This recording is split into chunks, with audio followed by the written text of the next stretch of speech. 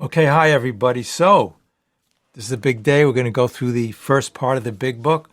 I like to go through the first 103 pages, and it'll explain here a little bit about what the big book's about. So, let's get started. If you do have your big book there, go to the preface on page Roman numeral X111 in the big book.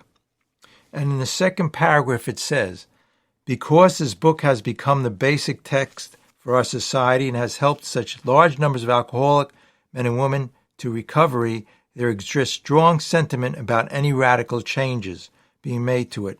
Therefore, the first portion of this volume describing the AA recovery program has been left largely untouched in the course of revisions made for the second, third, and fourth editions. So I have in front of me the fourth edition. That's the last edition that was actually published in 2001. Okay, and actually the first paragraph tells us that the first edition was in April 1939. The first 100 people of AA put it together, and they published it in 1939. The second edition, 1955, and the third edition, 1976. So the fourth edition, which many of us have, is 2001. It starts out right in the next page, on page Roman numeral 13. It says, forward to the first edition. In italics, it says, this is the forward as it appeared in the first printing of the first edition, 1939. And the first paragraph is very, very important. Actually, some of the words in italics, and it explains very in detail what we're doing here, what the purpose here, and what it's all about, pretty much. We of Alcoholics Anonymous are more than 100 men and women who have recovered from a seamlessly hopeless state of mind and body. So it's interesting, if we take it apart word by word and sentence by sentence, it's telling us they were hopeless. And I was saying that we could talk about compulsive eating because this is the basic text for Overeaters Anonymous too, and for Gambling Anonymous and a lot of different 12-step programs.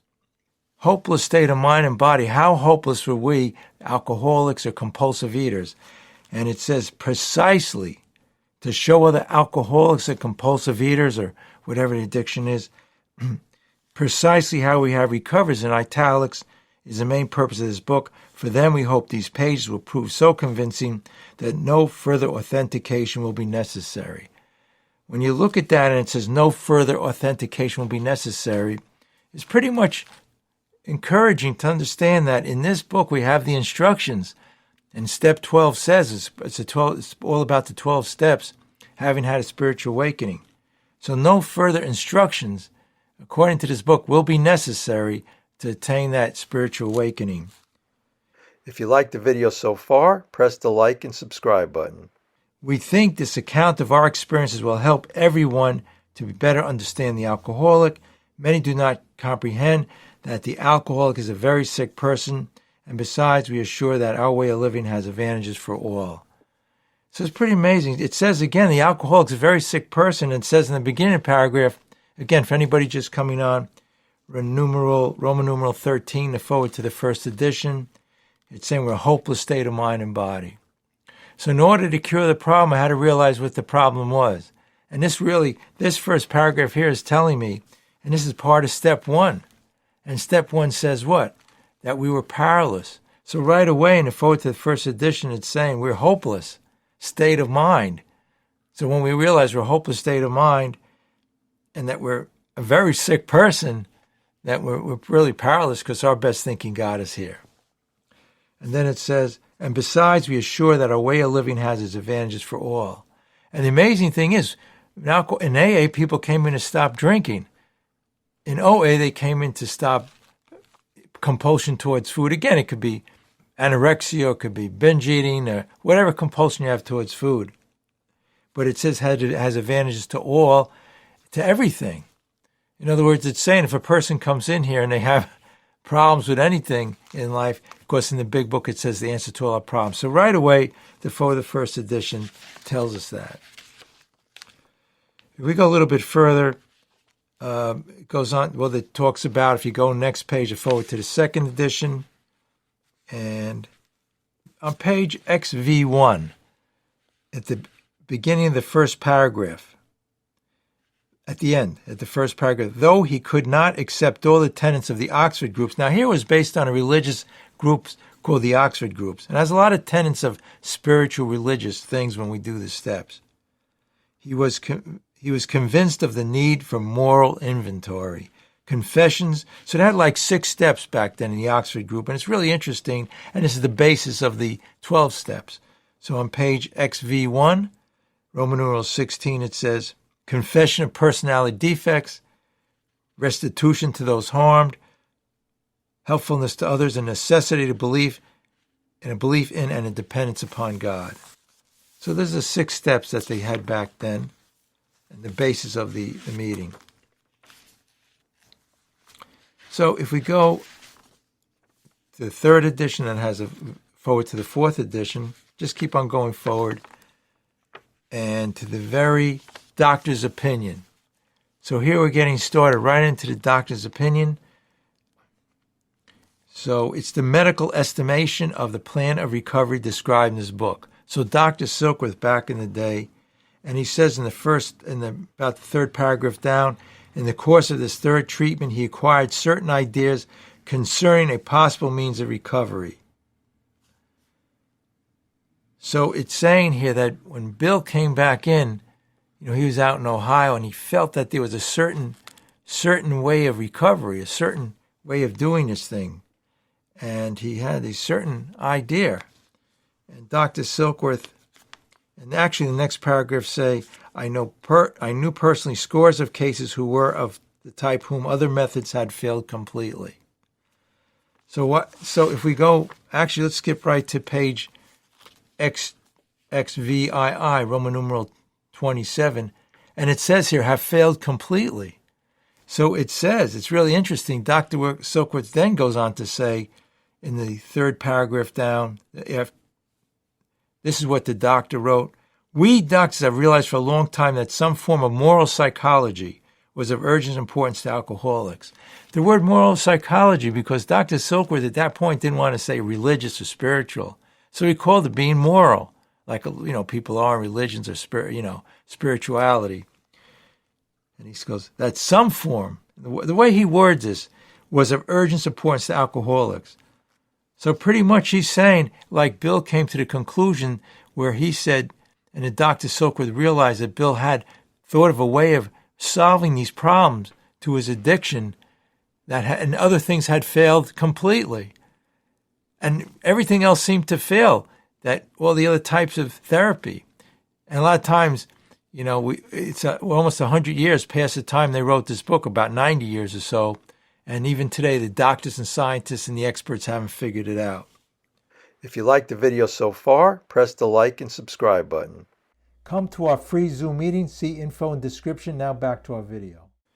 But its application presented difficulties beyond a conception. So all these intellectual scientists and doctors and intellects at the time couldn't figure it out. And with our ultra-modern standards, our scientific approach to everything, so the problem is saying here they had a scientific approach.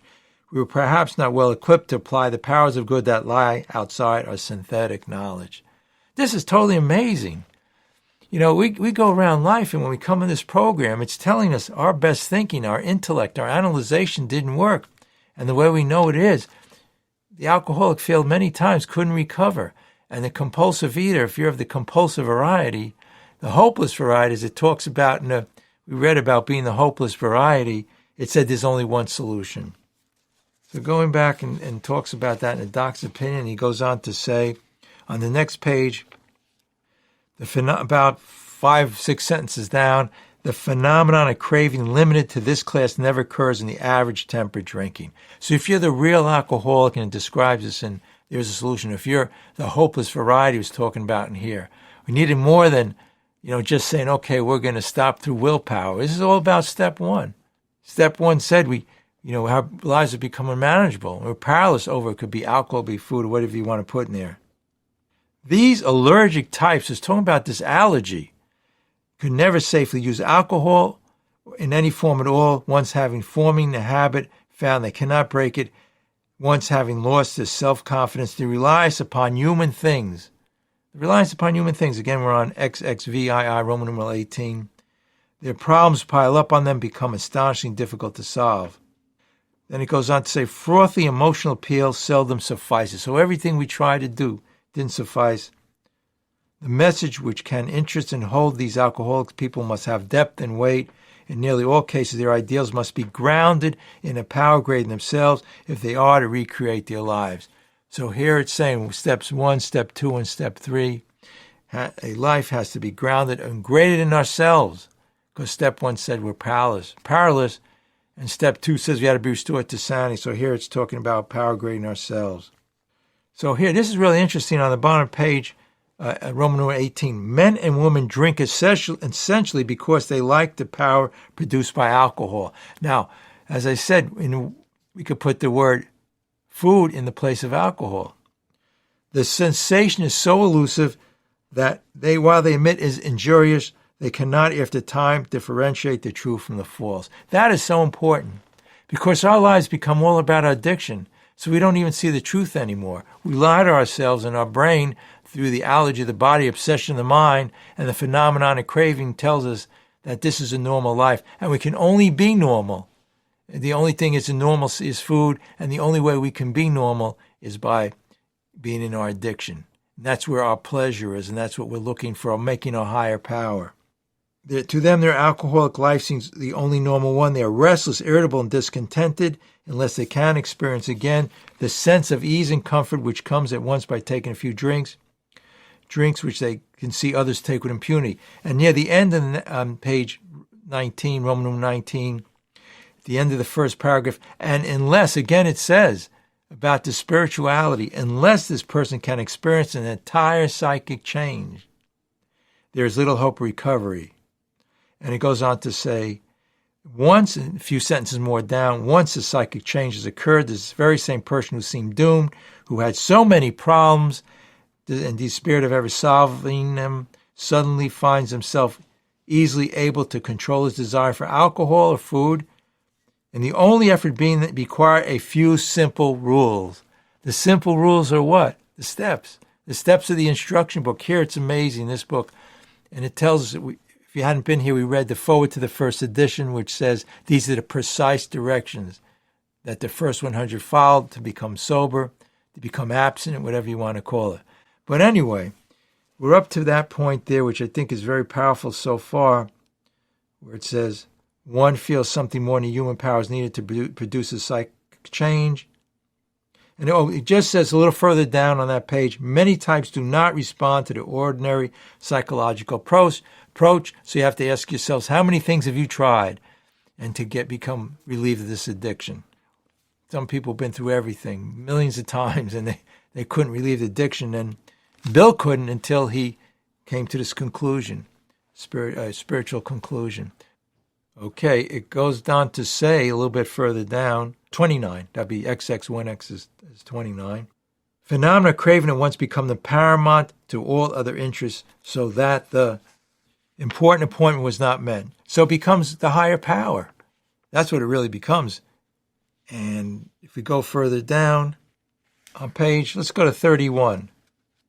He accepted the plan outlined in his book. This is around the middle of the first paragraph. Second paragraph, and then it goes on to say near the middle of the page, this is what happens, a psychic change. I knew the man by name. He's talking about Bill when he saw him in the hospital, and partially recognized his features, but there all resemblance ended. From a trembling, despairing, nervous wreck had emerged a man brimming over with self-reliance and commitment. I talked to him for some time, so even though Dr. Silkworth spoke to him, was not able to bring myself to feel that I had known him before. To me, he was a stranger, and so he left me. A long time passed, and he has not returned to alcohol. Also, we're reading next in Bill's story, where Ebby comes on, and Bill didn't recognize Ebby either, because Rebbe had to change, and Ebby was a down-out alcoholic of the hopeless variety, and Bill just saw a new man, being reborn and thinking, complete change. Okay, the last paragraph on page Roman numeral 31 in the doctor's opinion. His alcoholic problem is so complex. So it could be any addiction. Again, if our food problem is so complex, which it is, his depression so great that we felt his only hope would be through what we called, again, the term moral psychology. Dr. Silkworth used the term moral psychology. Later on, he changed it to spirituality, and we doubted even if that would have any effect. And then the next page, however, he did become sold on the ideas contained in his book. He had not had a drink since for many years. I had seen him then, and he is a fine specimen of a man one could wish to meet. And the last paragraph is really good. I earnestly advise every alcoholic to read this book through, and though perhaps he came to scoff, he remained to pray. So the book's all about attaining that spiritual awakening and the steps. There's an instruction book. Like if you put a shelving unit together, here are the steps. So that's the first. We did the introductions and we did the doctor's opinion, which in itself is very, very powerful.